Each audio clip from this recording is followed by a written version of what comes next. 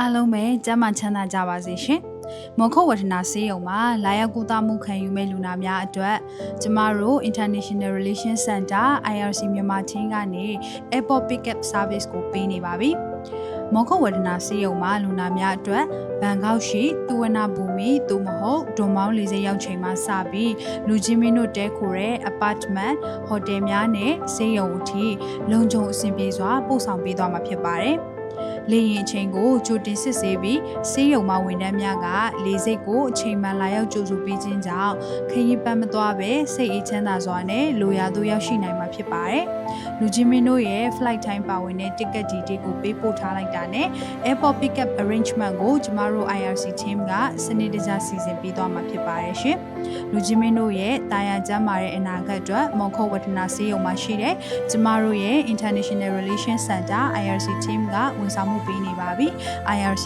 ကလူချင်းမင်းတို့ကိုနှွေးထွေးစွာစောင့်ကြိုနေပါတယ်ရှင်။ Quality of care you can trust